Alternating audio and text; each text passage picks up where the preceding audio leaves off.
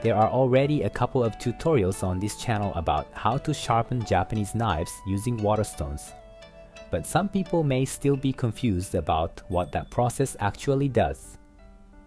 In particular, the difference between sharpening and honing is often misunderstood.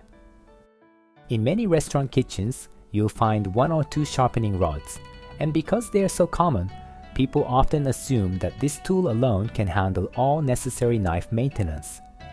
In this video, we'll take a deeper look at what knife sharpening really means and when a honing rod should and should not be used.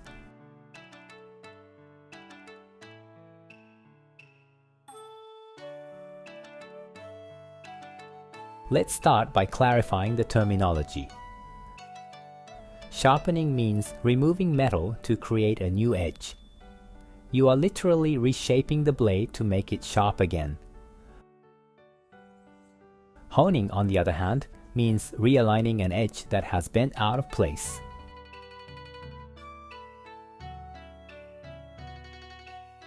Importantly, what is commonly called a sharpening rod is actually a honing rod, and strictly speaking, honing does not make a knife sharper. As you use the knife every day, the edge slowly bends at a microscopic level. If the edge is still sharp, honing can make it feel sharp again.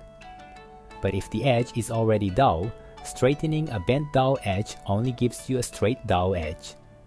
A dull edge does not become sharp just from honing.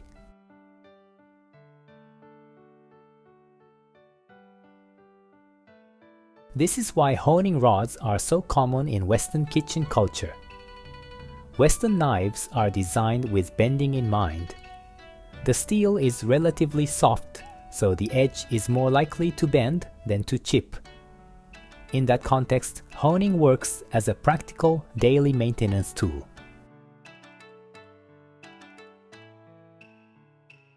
Japanese knives are different. They are made thinner and from much harder steel. Instead of bending, the edge is more likely to chip. When a honing rod is used on a Japanese knife, strong pressure is applied at a single point along the edge. At a microscopic level, this can damage the edge and cause chipping. On top of that, many Japanese knives are single bevel. Because of this asymmetrical structure, maintaining proper balance with a honing rod is extremely difficult. In practice, honing simply isn't suited to Japanese knives.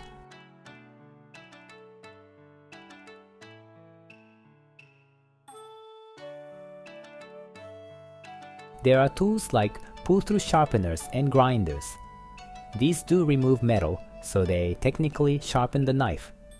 However, the process is aggressive.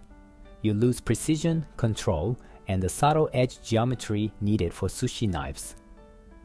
This is why the best option for Japanese knives and Western knives alike is a whetstone. Whetstones are not exclusive to Japanese knives. If you understand the blade structure and the sharpening process, they are often the most intuitive and versatile tool. Using your fingertips, you feel the shape of the blade, read the condition of the edge, and slowly build the edge again. You're not just fixing a knife, you're developing it to match your own cooking style. Understanding how a tool is made and what it is designed to do is the first step in becoming a sushi chef. This way of thinking isn't just about technique. It's part of the culture of respecting and working with your tools.